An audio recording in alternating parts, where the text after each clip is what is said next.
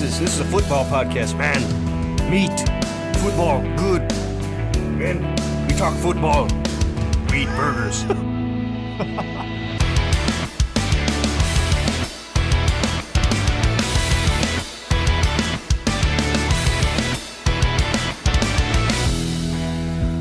Welcome back, one and all, to Scramble Drill. I'm Josh Johnson, and over there is my good buddy Ben Watts. And week 6 has come and gone. Lots of things to get into from Sunday. We are waiting the Monday games, but how are you feeling about the teams at this point in the season? We got a nice 6-week sample size, so nothing is like the small samples. We know what we know now about all these players, and there's some weird things and there's some awesome things, but how are we feeling about fantasy football at this point in the season?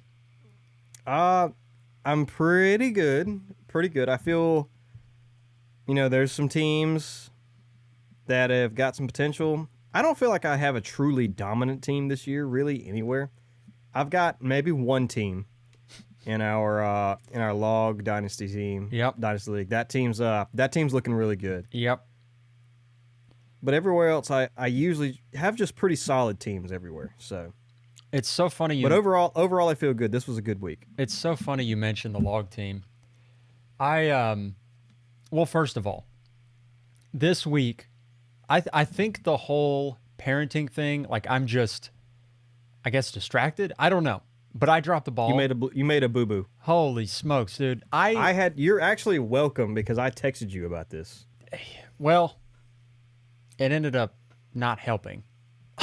I still made the mistakes, but you did. In 2 separate leagues, I made lineup mistakes going into the weekend. One of them was like blunders, like real bad.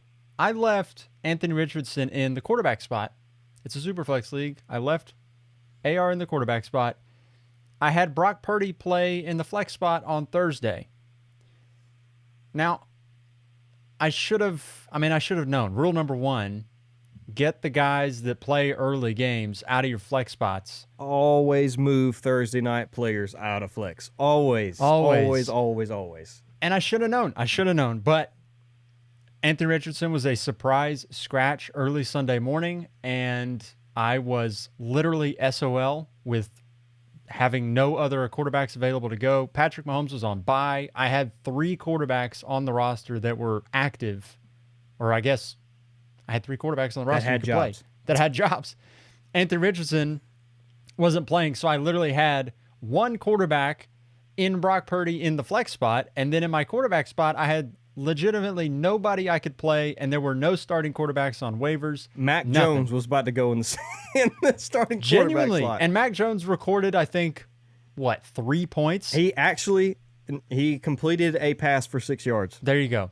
That was about to be what I was getting. And so I had to make a trade and acquire Joe Flacco before game started. I gave up a second-round pick so that I could have a starting quarterback. And it didn't matter because I still had that team's worst performance in 2 years. It was a disaster. How does it feel to have to pay a second-round pick in a dynasty league for 1 week of Joe Flacco? That has got to be one of the worst feelings possible. It was disgusting. I got a third back, but I basically lost a round in a rookie draft for 1 week of points that ended up not mattering. I made the trade just hoping to hit the median. I was like, I don't know that I'll win the matchup, but as long as I can hit the median, I can justify it. I'm not going to hit the median. It's just bad all around. You need a big game from Breece Hall tonight to get you there, which could happen. It could happen. The other debacle was in the Granddaddy of them all. This is, less bad, but still bad. I forgot that the Jags were playing at 9:30 in the morning, and so I logged on after having the morning cup of coffee. I'm chilling, holding the baby, relaxing in the living room, pull up sleeper, and I go to switch out. Who was I switching out? It was Travis Etienne for Terry McLaurin. And I go to switch him out, and Travis Etienne is already locked because the game has started. and then Travis Etienne goes out and scores negative points, and Terry McLaurin has 20, and that 20 that Terry McLaurin would have scored or did score would have won me the week. So I'm just thrilled. Again, it's another, you actually do still have a chance in the league. It's not a good chance. It's a bad chance. But it's counterintuitive than what you would think, because you need a big game from Breece Hall and Log to get you there, and you're actually facing Breece Hall in the granddaddy of them all, so you need Breece Hall to have a bad week there. I'll be honest, I think I would rather have the big Breece Hall week, because I'm not going to win in Log regardless. I think there is... what is it? I need Dalton Kincaid to outscore Breece Hall by 19. You mean you'd rather have the bad Breece Hall week so that you win in Mully? Yes, and lose there we in go. Log. That's what I meant. I want, because you're not going to win in Log, because I think Breece Hall has to outscore Garrett Wilson by like 20 points. Yes, that's not going to happen. Yeah, it's a lot, and I think I need Dalton Kincaid to outscore Breece by like 2. Unlikely, but it could happen. So, I don't know. I dropped the ball this week. I'm disappointed in you. I mean, I expect better. These are amateur mistakes. Like, there's some guys in these football. leagues that these kind of things don't shock me from. This surprises me. Yeah, no, there are some individuals where it's like the lineup isn't set, and you're like, okay, that's just every Sunday. Players on bye. Well, he hasn't looked at this app in 3 weeks, so right. But dude, I don't know. I don't know what I was doing. I had gone in and set lineups, multiple times during the week, and I had flip-flopped. Like Terry McLaurin in the granddaddy of them all was in the lineup at one point, and then I pulled him out. I set Tank Bigsby as a auto sub in case Travis Etienne didn't play at one point during the week because he was questionable. All this stuff happened, and then it comes to actually make the final lineup, and then I just biffed it. Oh, I get like panic, not panic attacks, but like I get stressed. Like I check my lineup probably like 3 or 4 times on Saturday, like in every league, to make sure I set the right guy. And I still am like, wait, did I get him in there? They're like, did I put the right one in there? So, oh gosh, it's brutal. There's a couple of leagues that I genuinely don't care about, and so those lineups might not get set, and it's fine. Like there are 2 or 3 that I actively check and am really dialed into, and there's a couple it's like, you know what, I'm probably rebuilding. That's what it is. I'm probably rebuilding, and it literally does not matter if I score points or not. Rebuilding is really fun, but the only sad part about rebuilding is you really don't care what happens on Sundays. No. There's no investment there. So as fun, I actually enjoy rebuilding dynasty teams, but it does take a lot of fun out of Sundays. Like, oh yay, Alexander Madison scored for me, awesome. The brutal thing about rebuilding, there's one league where I have kind of teared it down to the nubs, and the problem is I have 2 very good quarterbacks. I got Brock Purdy and Jane Daniels, and they are putting up like top 3 quarterback points per week in that league every single week. And then I have Josh Downs with Joe Flacco just killing it every single week. Najee Harris decides he wants to be really good again out of nowhere. And DJ Moore is still really good. And then it's all these random dudes like Raheem Mostert. He had a pretty good week there a couple weeks ago. Cade Otton is scoring touchdowns. Like it's randos that are scoring points. And I cannot get into the bottom 3 in points for to save my life. It was really funny. I mean, obviously, I just mentioned it to you right before we hit record on this. You sent me a trade in that league today, and it was like the quickest decline I've ever said. Like you were trying to get my first, which rightfully so you should, and I like instant declined it because last season I like hit the rebuild button, was actually kind of hopeful that my team would be good. I was like even starting to potentially look at moving the first or like try to push myself up in like the top 5 teams, and the bottom is just falling out. Like things are not going well. And I looked, draft order, at least for non-playoff teams, is decided by max points for. As much as you have tried to push your team to get that 101, you have more max points for than that team does for me. And at this point, I'm okay with it, but like I'm actually still annoyed. I'm like, I was trying to win with this team, and it just has not worked. It's so frustrating because I have Nobody good. I'm starting Trey Benson every single week. I mean, he's scoring me 3 points a week. I mean, I'm starting the dregs. And for whatever reason, it's just not working. Well, I have good players and it's not working, so deal with that. Well, week 6 has come and gone, so we're going to react to all of the games from Sunday, and just, I guess, go game by game here and get our takes in for all the different things that have happened, because it was honestly a wild weekend of games. We had some wild stuff happen. Let's start here with the Thursday night game. So, in the context of the granddaddy of them all, I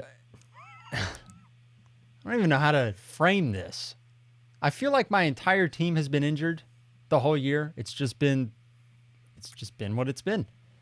And I've been starting DK Metcalf week in and week out, which, has been okay. I mean, he's not been bad, but then he has 11 targets and he gets 3 catches on it, which is awesome possum. I traded you my first for Chuba Hubbard and Jordan Mason last week. And then Jordan Mason immediately gets injured, has 1 carry in the second half. This week.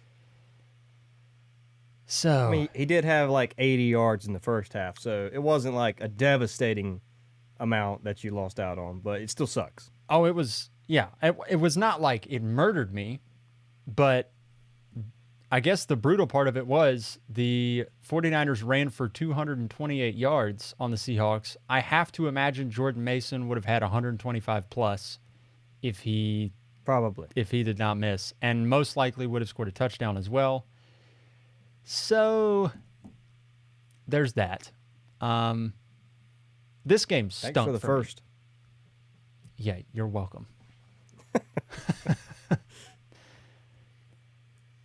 Yeah, no, it's tough when your fantasy players don't do well and your own team that you pull for gets their teeth kicked in. Oh my gosh, yeah. And that's just kind of what happened. The 49ers, everybody performed about like what you'd expect. Debo didn't have a ton of volume, but Debo, he's one of those guys, he can take any play to the house at any time. So 70-yard touchdown. Isaac Guarendo, I guess he's the locked in number 3. If Jordan Mason never misses time, it's him. Yeah.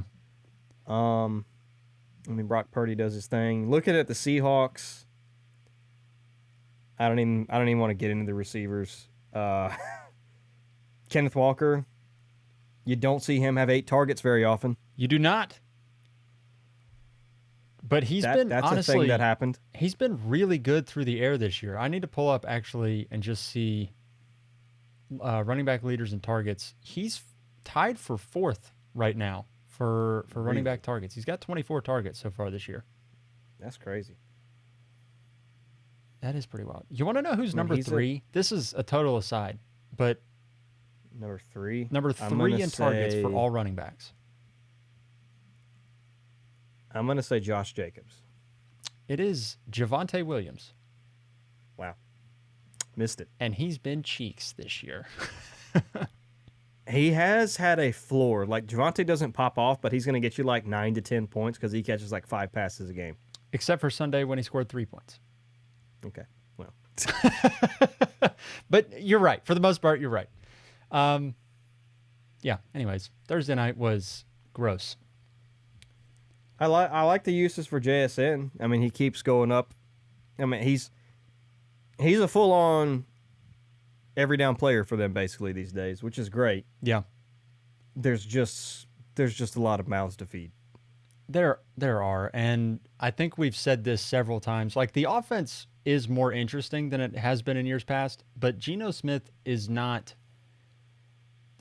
He's just not super ideal for fantasy. Like, there's not a consistency there where either he targets one receiver a lot or is just consistently good. He has games when he stinks. He also doesn't target one receiver consistently. So you have games when, like, he throws 52 times and nobody's good. A true one. Right. It's frustrating. Yeah. Jaguars Bears, the London game. Boo. Boo. Let's see here. Boring. Let's just go to the Jaguars running backs because That's what everybody wants to talk about. yeah. So Travis Etienne, 3 carries, -1 yard, Sucks. and a fumble.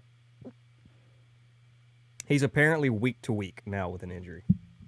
I told you yesterday that is amazing news because I've had Tank Bigsby and Travis Etienne on a team, and I've never known I have known that Travis Etienne is not a good start for the past 3 weeks, but you honestly can't not start him.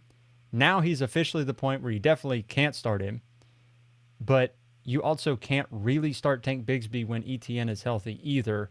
If Etienne's out, Bigsby gets really interesting. I don't know how you feel about that. I think the one dynasty league I had Travis Etienne and I benched him, and boy was that the right call. That was 100% the correct move. Yeah. I mean, Bigsby, what's really crazy is Etienne, I don't think, played the second half, and Bigsby wasn't even the full workhorse. Like, Dearness Johnson was in there. I think he outsnapped Bigsby in the second half. I could be wrong, but I'm pretty sure he did. Yeah, man, it's wild times out there for the Jaguar running backs. I mean, has Etienne lost his job? He's got a shoulder injury, but that shouldn't affect like you finding running lanes. I mean, I granted some of that's on the offensive line, but like it's like every time he touches the ball, he goes nowhere. Yeah. I mean, we know the offensive line is not great. It's not great. But you're right. For some reason, he is not great either. Like, he's not helping things. He's not making it better. I think part of the reason why the Ernest Johnson outsnapped Bigsby was, I misspoke earlier, Etienne did fumble, but they didn't lose it.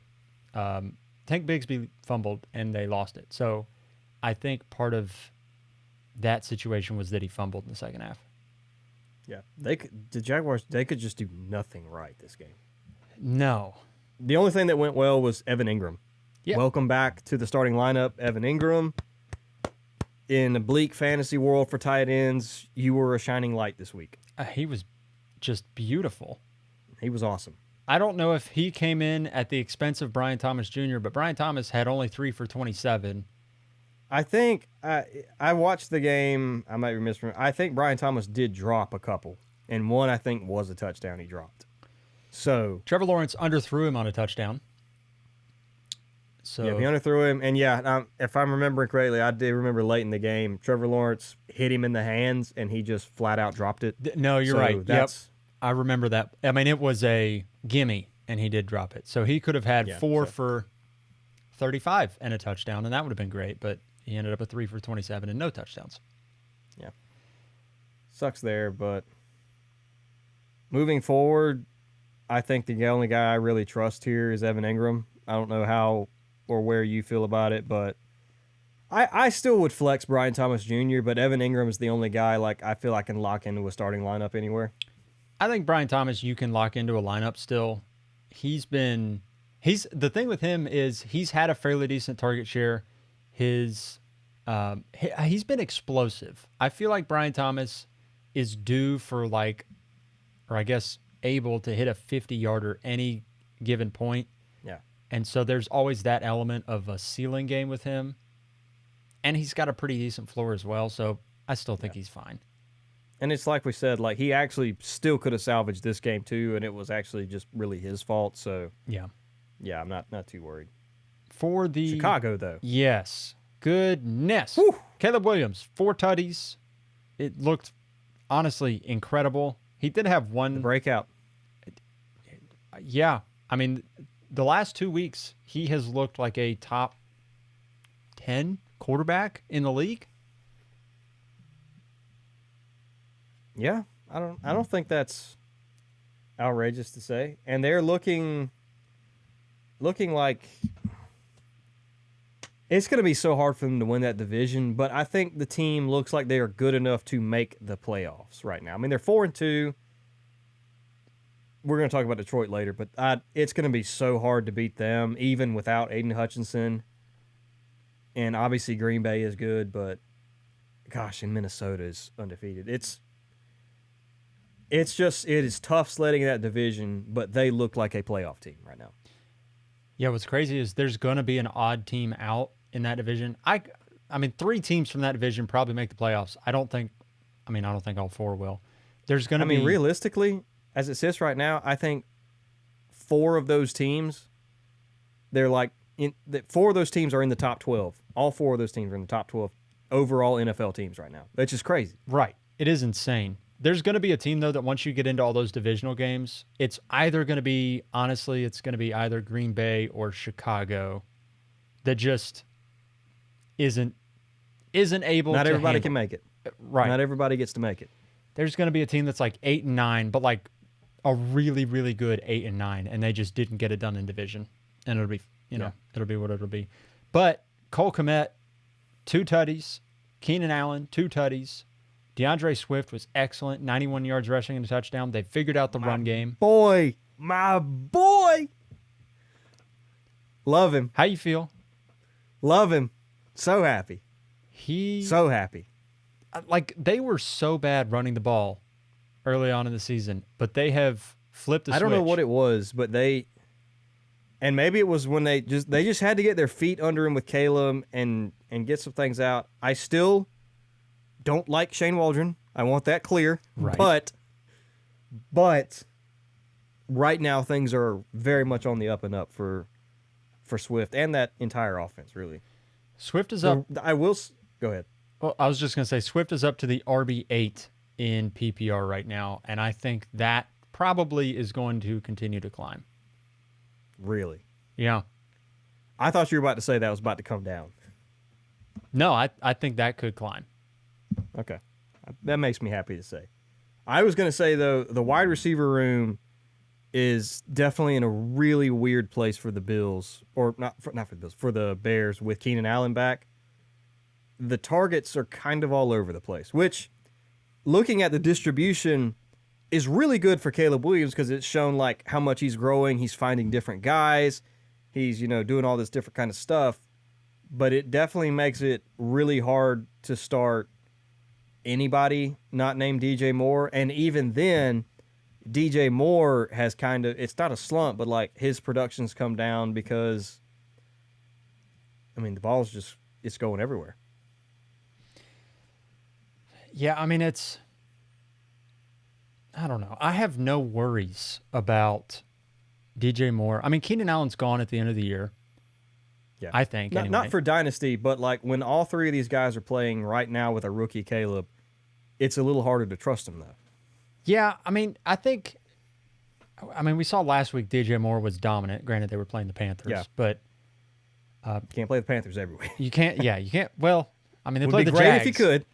Played the Jags. They're not far off.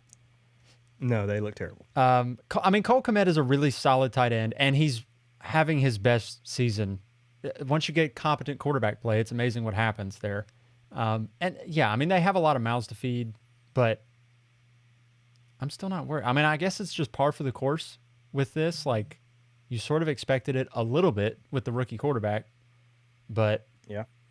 But at the same time, he's playing really well. So I don't know. We'll see. I am excited to see the offense as a whole moving forward. Like, it's gonna be a lot of fun. Cardinals, Packers. I know this one hurt you in a lot of different ways. Well, one way. It hurt a lot of people. This game sucked. The Cardinals were trash, and Marvin Harrison got concussed, had a goose egg.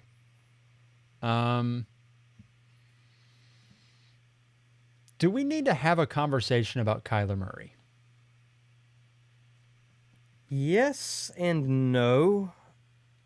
I do think for the most part, like, he wasn't terrible today or yesterday. I'll throw a little bit of a bone to Kyler is because he doesn't really have a ton to work with. James Conner got hurt. Their offensive line is not great. He lost Marvin Harrison Jr. in the first quarter. I mean, outside of Trey McBride, your best weapon is Greg Dortch? Yeah. Really? So, I will put some of it on him. But I don't know. I think Arizona just as a whole is not a good team. I mean, he was also like never on the field, I feel like. I kept track of that game just because Kyler's always he's always a player that excites me. Like, I enjoy watching him and seeing him put up fantasy points. But like, the Packers just dominated this game in every phase of the game. Like, they dominated time of possession. When the Cardinals were on the field, they were dominating. It just a bad overall. Yeah, it was rough. And the Packers, they've got this knockout punch that is the Jordan Love knockout punch. And the Cardinals defense just has not been super fantastic this year. And so you're going to have games like this sometimes where, and we've seen this, I think, now a couple times this year, where the Packers come out and they just throw touchdowns all over everybody's head. They did this. I mean, they lost the Minnesota game, but he had 4 touchdowns in that one. He's had multiple touchdowns in every single game this year. I mean, this is an offense that is so exciting. And I think with, like, Jaden Reed has 6 for 28 and a touchdown in this one. And you were saying that his target share has never been great, but it does not matter. He's so dang efficient. He's so efficient. It doesn't matter. Also, I just made a trade like 2 seconds ago in real life. I was literally, I'm looking at that right now, and Landon Hewell just texted me saying he doesn't like it for you at all. And I'm like, well, the whole point is he wants the 101.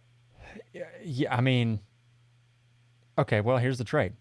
This is a super duper rebuilding team that isn't cooperating. It's not really doing its job. I mean, I will agree. You probably could have pieced it out and gotten more overall value. Yeah, probably. But I mean, what did I send? Geno Smith, Najee Harris, and Josh Downs and a second. For a first. Which today is the 105. But that first is the 105? yes. It will not stay that. Probably not, but he has not been as good in the max points for as his record would tell you he is. By the way, that first is not the 105. You have the 105 as it sits today. Oh. Where am I at here? You're right. Yeah. I have the Now, 105. That's the 106. You will fall behind me now. So you basically jump from the 105 to the 104, and you pick up the 106 as it sits. I hope, man. I got some. I mean, Najee is not going to help me out in the long run. The problem is you would have to drop every single player to get the 101. There is one team in this league that is so incredibly bad, it is not possible to be worse than them. You would have to get rid of Jaden Daniels and Brock Purdy to even potentially be as bad as he is. Yeah, he's real bad. I mean, if I get to the 102, that's how bad fine. he is. If I get to the That's 102, it is fine. I've got 3 firsts now, and I've got DJ Moore and Rashee Rice. I'm at the point where, and Trey Benson, I think, is a pretty good guy moving forward. So you got like one running back that I feel like can be very solid as soon as next year. So you probably need like 1 or 2 more running backs, another receiver, and then I'll just have to figure out tight end, and then we'll be good. Yeah. We'll see. We'll see. I think you got a long way to go in that league. Oh, I do. I'm gonna have to I think make. you got a long way to go. It's this year and probably a little bit next year.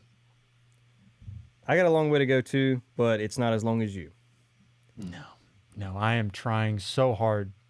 When you have your first round pick and your team is not being as bad as they're supposed to be, sometimes I don't know. You had one job, and it was to suck. And you're not doing it. And they're not sucking. I got all these random randos in here scoring points. I don't need these guys to score points. We'll see. Anyways, Where were we? Colts Titans. Also, Trey McBride is probably a top 2 tight end moving forward. Side note tangent. Oh, yes. Yeah, for sure. What do you have? 8 for... What do you end 8 up for with? 97. Yeah, yes. Top 2. He hasn't scored a touchdown either, and he's the tight end 4. Oh, that's fantastic. And he missed a game, hasn't scored a touchdown. He's the tight end 4. Where do you go with... Because Travis Kelce is in that conversation. Brock Bowers is also in that conversation. But it's those 3, right? It's Kelce, Bowers, McBride in the order of your choosing. I genuinely... I want to say Kelsey's probably the one rest away from me, but it really is a tier 1 of truly pick whichever one you want of those 3. I think they're that much farther ahead than everyone else right now. It's those 3 are like clear dominant tight end ones, and then nothing after that. I think Kittle's probably in that same conversation. Kittle, Kittle, and Evan Ingram could jump in there, I think, but I don't know. The way it's going right now, those 3 guys are head and shoulders above the rest. Yeah, they honestly are. Colts beat the Titans on Sunday 2017. This Boring. was the no Anthony Richardson, no Jonathan Taylor, and an injured but playing Michael Pittman effort from the Colts, and they won anyway. Josh Downs is if Anthony Richardson ain't playing, you start Josh Downs. Oh, dude, he's Plain and simple. He is so good when Anthony Richardson doesn't play. The problem is when Anthony Richardson plays, he doesn't get targets. The Anthony Richardson needs to take one for the team. Him being out affects only the Anthony Richardson owner. If he plays, it affects the Anthony Richardson owner because Anthony Richardson has been very underwhelming this year. And it affects all the other owners of Colts players because he tanks their value. Except Alec Pierce. Alec Pierce is great with Anthony Richardson, and he's bad all the other times. No one cares about Alec Pierce. Nothing personal against Alec Pierce. Nobody cares. Yeah, fair enough. Will Levis did not hit 100 yards passing on Sunday, and Calvin Ridley had no catches on 8 targets, and he was pissed in the locker room afterward. I was about to say that. Did you see Will Levis is still on his generational run of memes? Did you see where he destroyed the ball boy's knee? Yes. Yeah, they cut to it on Red Zone, and Scott Hansen is like, Will Levis just can't stay out of his own way. Will, you've got to stop. I mean, this is 6 weeks in a row of something meme-worthy he has done every single week. He obliterated that poor guy's knee. Every single medical professional in the stadium was on the sideline tending to that poor guy. They're sitting there, we're going to have to amputate. They're like, there's nerve damage. He's never going to walk again. Goodness. Other than that, I didn't have a lot to take away from this game, to be honest with you. No. That was a yucky 20-17. Texans, Patriots. No Nico Really Collins, no game. problem. CJ Stroud has 3 tubs. Stephon Diggs is solid. Tank Dell is good now that Nico Collins is gone. And Joe Mixon's awesome. How about these Texans? Man. One of the best teams in the league. There's no two. Now their schedule is not easy moving forward. They go let's see. They go Packers, which will be tough. Colts, yeah. Jets, yeah. And then Lions. That'll be tough, but man, they could win 10, 11 games this year. On the flip side, Drake May made his debut, and honestly, I was fairly impressed with Drake May. I mean, he threw 2 picks, but he finished with 240 yards and 3 touchdowns. He also had 38 yards rushing. They got nothing from their running backs. Antonio Gibson was their leading rusher from the running back spot, had 19 yards. Drake May was the leading rusher. 13 carries. Yeah, garbage. But Pop Douglas was real good, had 92 yards and a touchdown. Kayshon Boutte had the touchdown. I don't know, man. Remember when I was super high on him 2 years ago? I remember. I saw the highlight, and I was like, Ben is smiling somewhere right now. To be fair, I did correct and was not high on him later on. But before the combine and all that other stuff, I'm like, this dude's legit. Well, he looked legit for about 5 seconds on Sunday. Turned in it was a nice. 40-yard touchdown. I mean, it's about as good as you could ask for a rookie with Pop Douglas as his wide receiver one. I mean, really. Yep. Yep. Texans are a mess, and they're going to be a mess for a while. This was against a good defense, too. The Texans' defense is legit. And, like, they played the Dolphins last week. That would have been the ideal opportunity to get Drake May in there because the Dolphins' defense has not been good. But instead, they make his debut against, like, a really solid team. And they got shellacked. Like, they lost by 20. But I'm coming away from that game going, like, okay, Drake May is not going to suck. And, like, I was concerned that the situation was going to be so bad that it didn't matter. Like, he wasn't going to develop, and he was just going to be terrible. And that could still happen, obviously. But I think for the debut that he had, I think you're pretty encouraged. Like, from a fantasy perspective and in real life, like, okay, I don't see any busts yet from these quarterback prospects from this past year. Yeah. No, everybody's been really good. In Penix, we're not going to know for about 2 years. Yeah, we won't know for a while. He's going to be 28 years old by the time we ever see him on the field. When it's the Super Bowl, I don't care. Hey, there you go. Bucks Saints. This was the fireworks show. This was a great game. 51 to to 27. Spencer. How about my boy Spencer? Hey, you know, Did the best he could. wasn't half bad. They might have something in Spencer Rattler.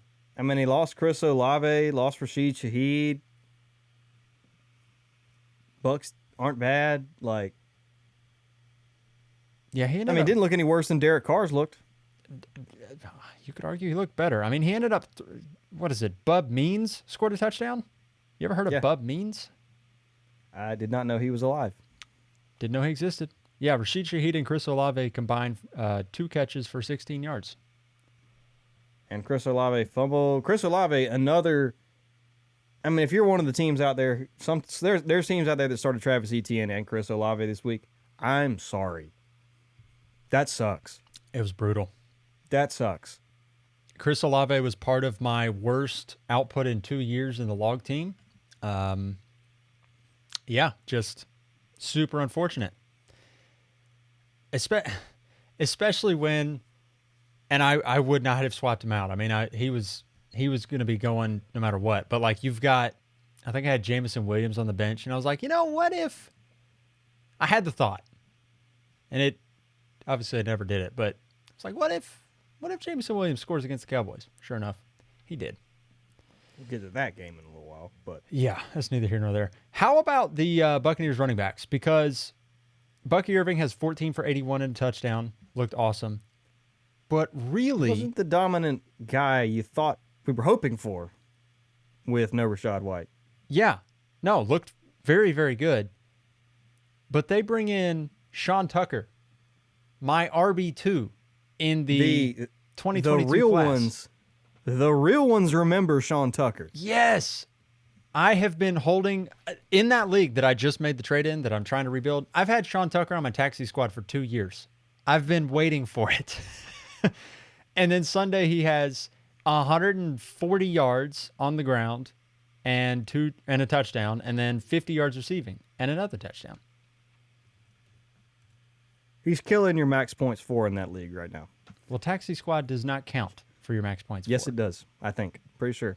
It does not. Which is the beauty of the taxi squad. Are you sure? I am 99% sure that your taxi squad is exempt from your max points for.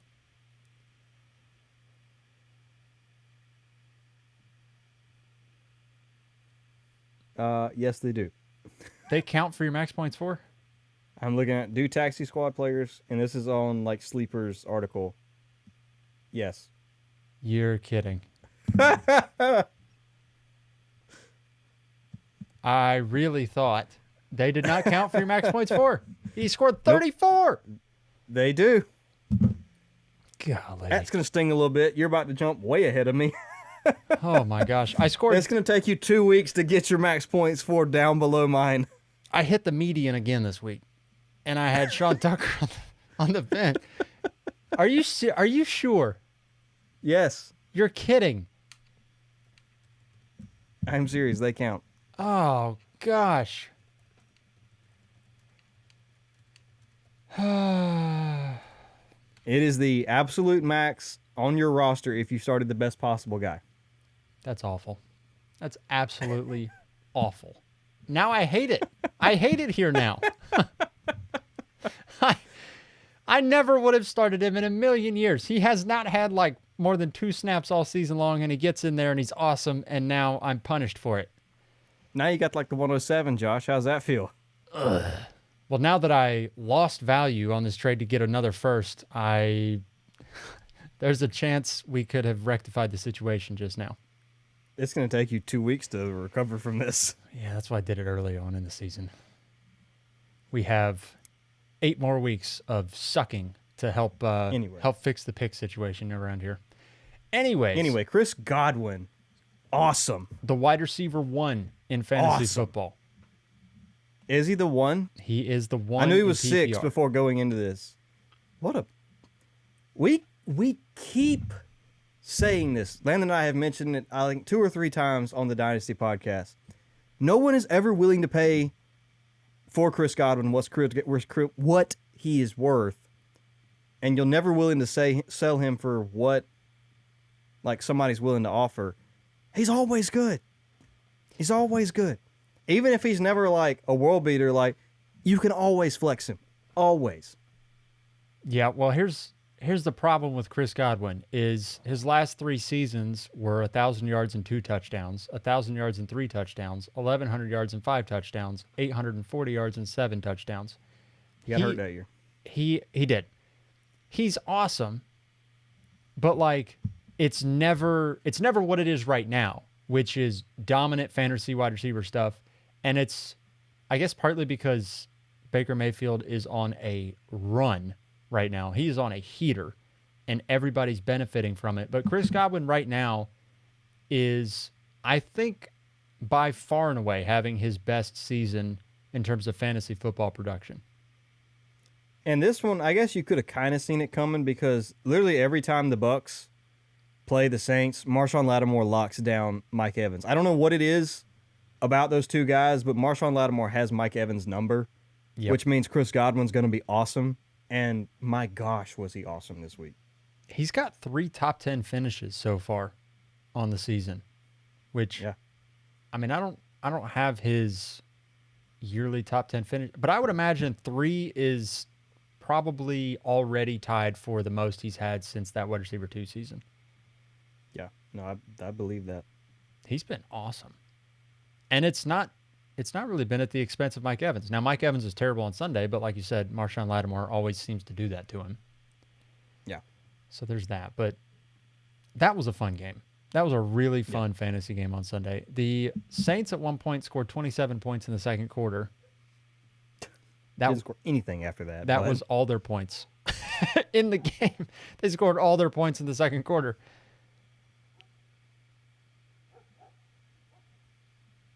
Wowza. Browns-Eagles. Boring. Let's move on. Yep, super boring. A.J. Brown's really good. You start A.J. Brown, you start Saquon Barkley. Devonta Smith didn't have the target share he's used to having, but that's, I mean, A, the Browns defense is really good, and B, A.J. Brown's back. I'm not worried about him moving forward. I have nothing to say about the Browns. Browns are gross, putrid, disgusting. I mean, Nick Chubb's coming back soon. Yep. They said, I think, next week. That's what I have seen as well. So, I hope he's good. He who shall not be named I hope Nick Chubb is gross. Yep. All right, Commanders-Ravens. This one was fun. Yes. Do you have anything else to say about your favorite son, Jaden Daniels? He's awesome. Love him. Yeah, he's great. Absolutely love him. I love that man. He I don't think anybody's ever going to pass Josh Allen, but he is flying up the ranks of my favorite players in general. Flying up the ranks. So, funny you mentioned Josh Allen. I mean, he's been the dominant QB1 for so long, right?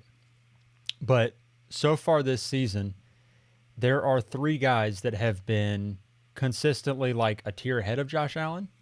And obviously this is pending the Monday night game, but he will not pass these 3 pending like a 60-point performance. I think he is.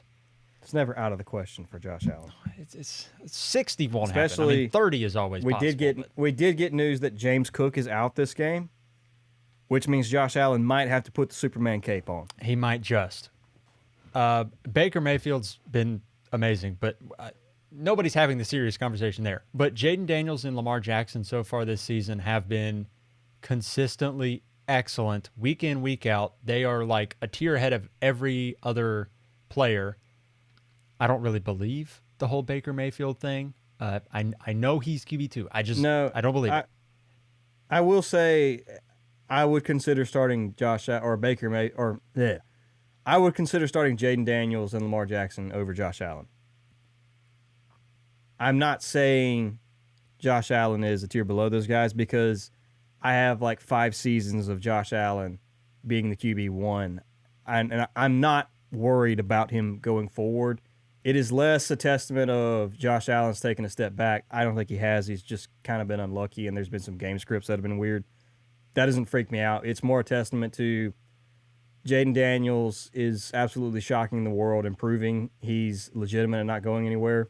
And Lamar Jackson is still in MVP form.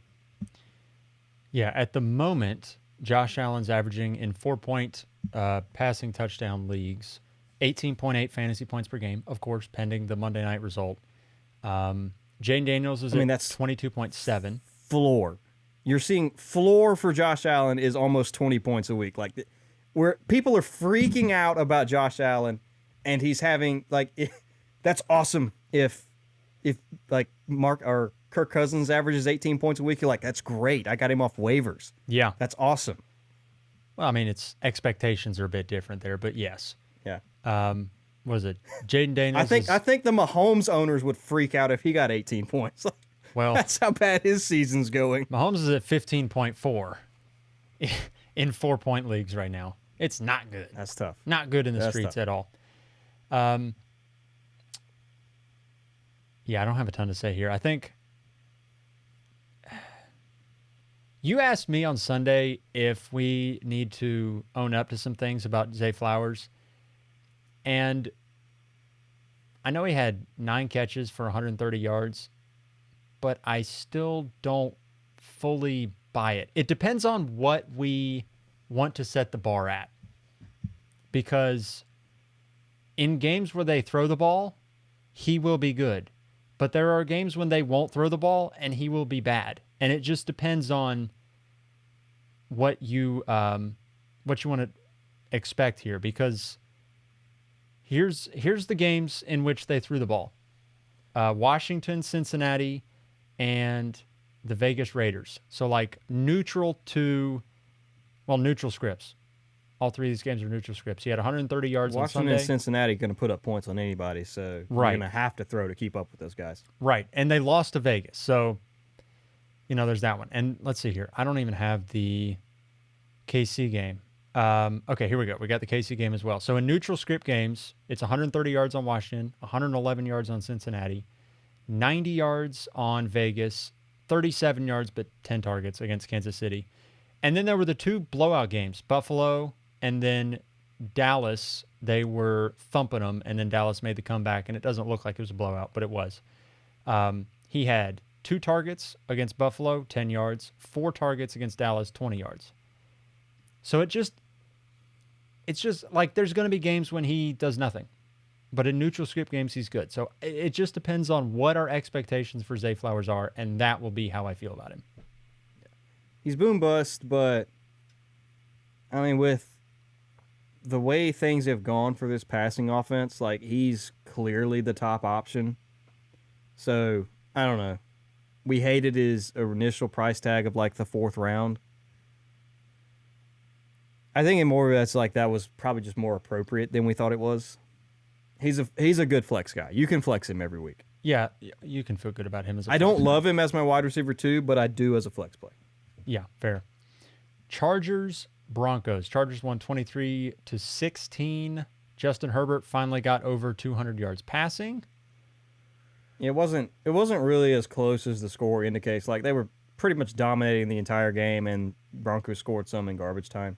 Well, yeah, I mean, Chargers were at one point up 23-0, and the Broncos scored 16 points in the fourth quarter. Yeah, but I mean, the game was well in hand at that point. Yes. It was all garbage time points to sort of save face on this, and I guess that made it interesting at the end. But I'm disappointed I'd benched J.K. Dobbins in the league. And he wasn't a bad bench. Like I benched him for Deontay Johnson, who was pretty good, but I was expecting him to get bottled up in this game, and he did not. I was a little concerned that he wasn't going to be awesome, but Gus Edwards goes on IR, and they did not give anybody else the ball. J.K. Dobbins had 25 carries, had the touchdown, had 96 Kimani yards. Vidal. Kimani Vidal. Like 40-yard touchdown. Yep. He had the 40-yard bomb. But, like, I don't know, man. This offense is not very fun for fantasy football. It's literally who's the running back this week, and then that's it. Yeah. It's pukey. Like we said with Javonte Williams, he is third in running back targets, which is weird. But he had a fumble Sunday, had 6 carries for 23 yards. They didn't do anything on the ground. It wasn't like somebody else took his job, but Audric Esme had 2 carries. McLaughlin had 3 carries. It's just yucky, pukey, gross from that offense.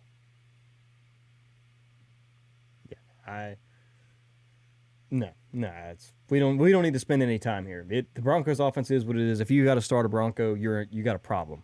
Beautiful. Steelers, Raiders. The Steelers thumped the Raiders. Skip. What are we? We already talked about Najee. He had, did we say this off camera? I don't know. He had his best game maybe ever. 14 carries, 100 yards. Yeah, no, that's... Who else is there worth talking about here? That's it for the Steelers. Justin Fields was solid for fantasy. Had 2 rushing touchdowns. Justin Fields is always going to be solid for fantasy. Yeah. That's rushing quarterback. That's all you got to say. Yep. Brock Bowers was excellent for the Raiders. Had 10 targets, 9 catches. He's so good. He is so good. Dude, he's amazing. He's everything I hoped Kyle Pitts would be. Yeah, he is. I mean, I hate to poop on Kyle Pitts, but he is so much better than Kyle Pitts. Yeah. I don't know what you want me to say there. We actually skipped the Falcons game, by the way. We have not talked about that one. Oh, did we? Speaking of, we haven't even gotten to the Falcons game yet. Well, we're in the 4 o'clock window right now. Yeah, the Falcons game is the last 4 o'clock game on my list here.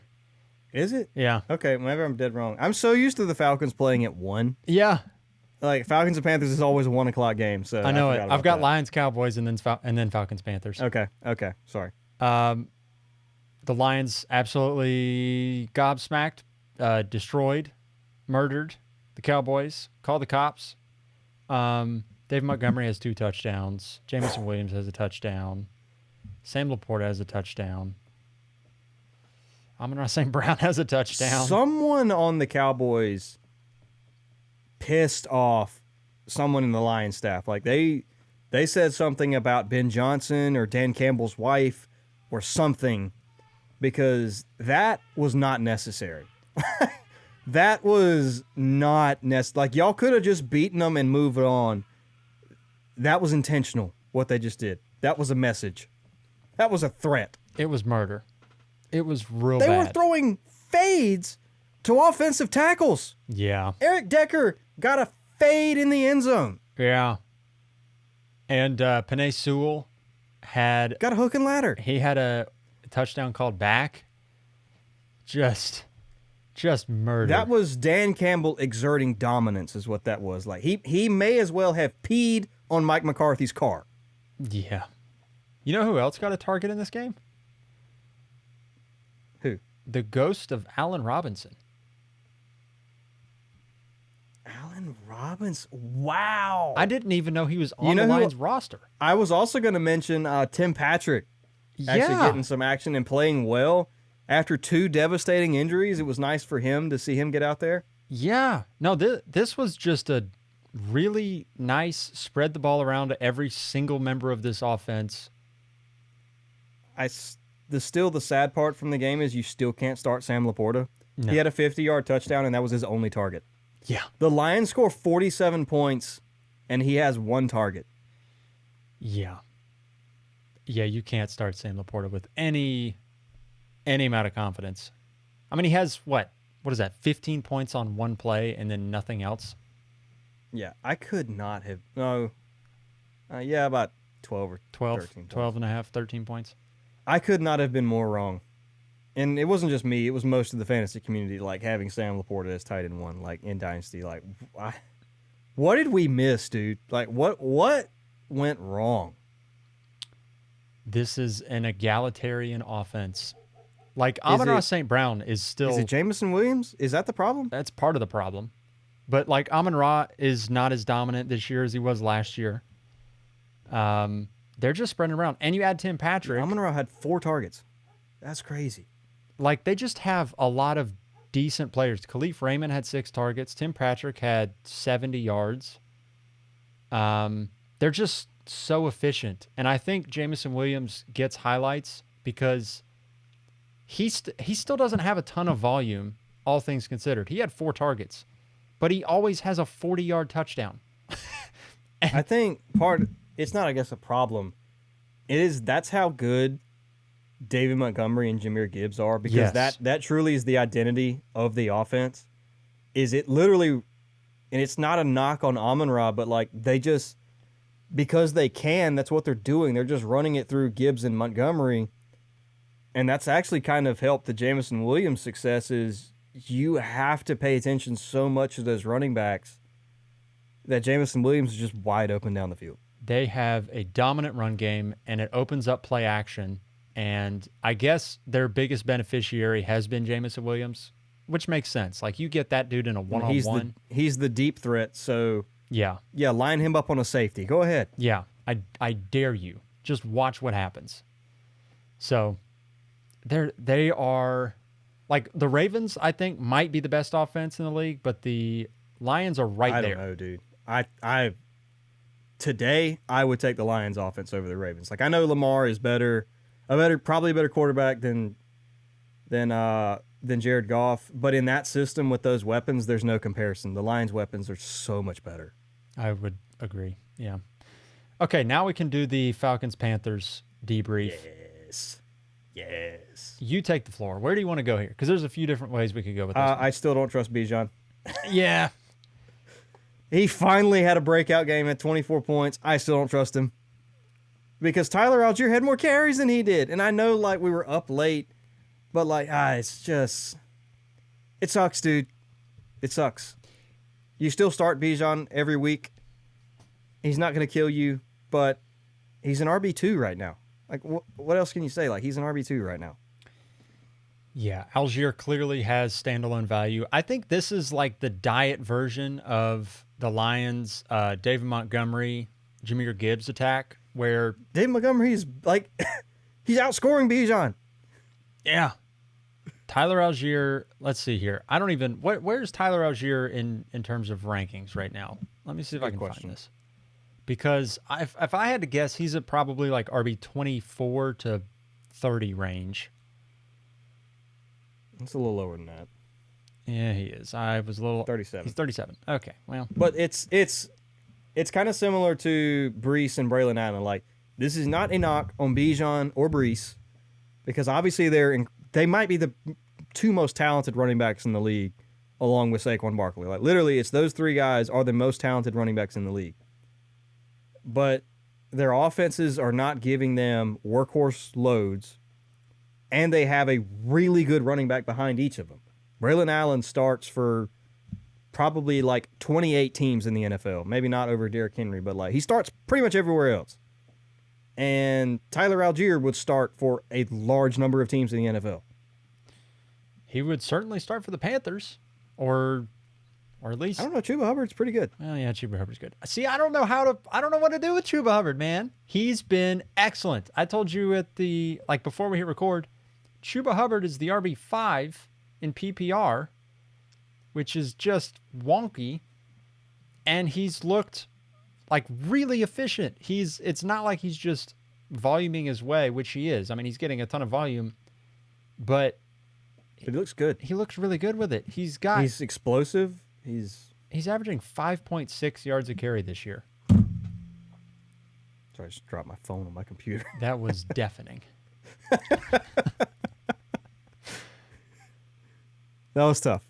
But yeah, no, he's so good, and they just opened up the practice window for Jonathan Brooks, but I'm not so certain that once Jonathan Brooks comes back, Chuba Hubbard kind of loses his role in the offense. Yeah, no, it's another thing we talked about right before we hit record. It is weird because, they do give the nod to this guy with the large, higher draft capital, the perceived better talent, but why would you kill Jonathan Brooks when you bring him back when you've got a guy like Chuba Hubbard who is just killing it? It doesn't make any sense. They did it with James Robinson. Again, I don't know why, but they did. It's weird. Yeah, I don't know, but we'll see what they end up doing. Yeah. I think Chuba has, at the bare minimum, he has locked himself into a. See, I don't even know. You start him every week. You start him every week until you can't. For sure. I think I don't know. He's been so good that you start to wonder, like, okay, I love Jonathan Brooks, but he's coming off the ACL. Do they even really need to play Jonathan Brooks all that much? Like, they're going to get... What do you gain by playing Jonathan Brooks? Right. I mean, Chuba Hubbard, you're not paying. You have no investment in. So, like, let Chuba Hubbard be good. But if Jonathan Brooks goes out there and, God forbid, gets injured again in a lost season, I don't know, man. I think there's an argument. Just traded up to get him in the second round. Like, that just kills you. I know. Like, I know you want to see your second-round pick contribute, but there is a point where it's like, okay, this is a lost season. We've got a guy that we have no investment in that's about to be a free agent that's carving it up. Let him play his way into a contract for somebody else, and we'll just sort of give Jonathan Brooks 5 touches a week, let him be halfway decent on those, and then get it rolling for next season. Yeah. No, it's interesting to see. I like Jonathan Brooks as well. I'm starting Chuba Hubbard till I can't. That's all I can say, I guess. Last game here, the Bengals beat the Giants on Sunday Night Football 17-7. It was disgusting. But so boring. I just can I take this time to say Zach Taylor has to be fired. He has to be fired. It wasn't good. It was not good. He has these incredible weapons in Jamar Chase and T. Higgins. He has one of the top 5 to 3 quarterbacks in the NFL, period. And the offense is predictable. It's boring. It's not creative whatsoever. Like, they line T. Higgins up and Jamar Chase, and they don't try to scheme stuff for them. It's like you have to line up, beat your guy, and there's no quick throws for Joe Burrow. Like, he has to sit there while Brian Burns comes full steam at him and just blasts him in the backfield. Like, this is not a Joe Burrow problem. This is a scheme problem and a coaching problem. Yeah, and a small part of this too, maybe not small, I don't know, a decent-sized part of this is the fact that the Giants have an excellent defense for what feels like the first time ever. Oh, yeah, but there's ways to counter that. Besides, like, sending Jamar Chase on a deep route and praying Joe Burrow can stay upright until he gets open. Which won't happen on this defense. They lead the NFL in sacks. But, like, there's ways to counter that. Like, scheme something up for Jamar Chase quick. Let him get 15 yards because he's an incredible run-after-the-catch receiver. It just doesn't make sense, man, and it's so frustrating to watch. Yeah, because you feel like this is a team that needs to score and should score 30 points every single week. And they don't. They have long stretches when they don't have to have it, you know? I mean, in games where they have to have it and there's that urgency there, they score. But when there's games that there's not we have to score every possession, otherwise we'll lose, they don't. They play down to their competition in a way. Yeah, and I feel like that's a Zach Taylor problem. He calls very soft plays, and it was another game. It worked out for him this time, but you got the game on the line. You're trying to run out the clock, and they go run, and then Joe Burrow has to make a great play on 3rd and 15 because you lost yards every time you ran the ball to keep the drive going. Is like, I mean, you have one of the highest paid and best quarterbacks in the league. Let him win the game for you. Don't stop taking it out of his hands. Yeah. They did it last week against the Ravens. They almost did it again this week. Like, he had to bail him out twice. It's infuriating to me. And also, last side note on the Bengals, don't ever tell me Joe Burrow doesn't have rushing upside again. Ever. Did that have anything to do with the 47-yard touchdown run? It might. Where he hit 20 miles an hour. Oh, he was moving. Boy, he wanted that touchdown. He's like, I'm getting this. He wanted it real bad, and he got it. And it turns out they had to have it. They absolutely had to have it. Oh, man. Tyrone Tracy, I think, for the Giants is somebody worth monitoring. He had, 50 yards rushing and a touchdown. Also 6 catches, 57 yards receiving as well. I don't know if he has stolen the Devin Singletary job, but Singletary's hurt. Right.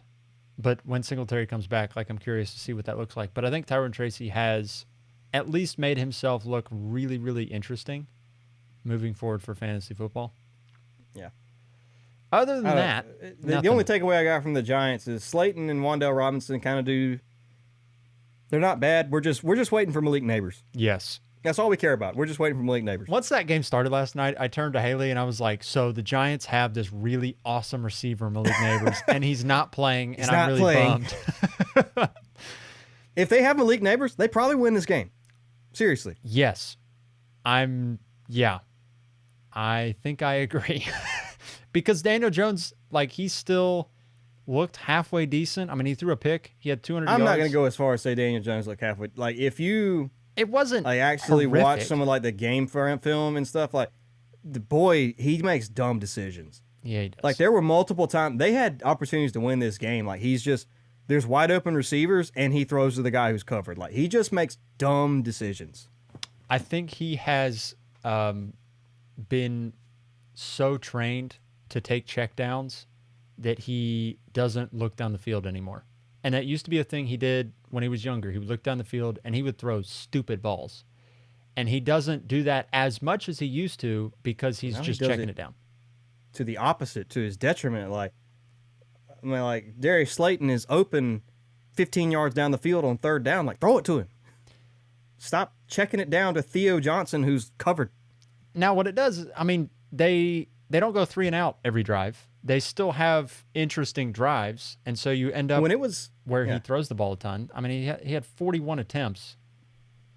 So when it was 10-7 and the Bengals didn't score, the Giants got the ball back late. I'm like, shoot, they're about to win this dang game. Brian Dable's going to scheme this up. They're going to drive down and they're going to win this game. Yep, and they did not. I almost wanted them to win the game to get Zach Taylor fired. That's my only goal for the Bengals this season. They're not going to win. They're not going to make the Super Bowl. They're not. I don't even know if they're going to make the playoffs. Zach Taylor. They just got to get Zach Taylor out of there. They need before Ben he Johnson. Gets Joe Burrow killed. They need Ben Johnson. Dude, Ben Johnson is going. If you fire Zach Taylor, Ben Johnson is going to go to the Bengals. He wanted to go somewhere where he knew he would get a second contract. That's one of the things he said. He's like, I'm happy in Detroit. I'm getting to do what I love. We're winning. I'm very happy where I'm at. He's like, I don't want to go somewhere with a question mark and not sure if I'm going to even get a second job after this is over. You got Joe Burrow, Jamar Chase, and T. Higgins. and you're a brilliant offensive mind, you will get a second contract. I promise you that. So, yeah, odds are you'll be fine in the long run. That's it for week 6. Monday night is about to kick off here in a little bit. We will see what the Breece Hall, Dalton Kincaid situation does to my sanity in the Granddaddy, the Maulin and Log. But I need 21 points for Josh Allen, from Josh Allen tonight. That seems pretty safe. You would think. You would think. There's no telling. The Jets are often an Achilles heel for him, for whatever reason. That is true. That defense has had his number the past couple of years. He's been prone to throw some interceptions on the Jets. It's 50-50. Like, knock on wood, he still has yet to throw an interception this year, by the way. Like, that's real knock on some wood there. Yeah. Knock on wood, but like, it's week 6 and Josh Allen hasn't thrown an interception. That's kind of impressive. It is impressive. It's almost like it's against his nature. Yeah. He's probably going to throw 2 picks tonight. Let's be honest. Last year I think he scored like 6 points against the Jets, and then like the second game he played him, he had like 30. So you never know. You never know. That will do it from us. We will see you all in the next episode of the week, the Dynasty Dive with Landon and Ben. Have a good one, everybody. Don't know what we're doing. We'll figure it out. Yeah, you'll figure it out. Have a good one, everybody.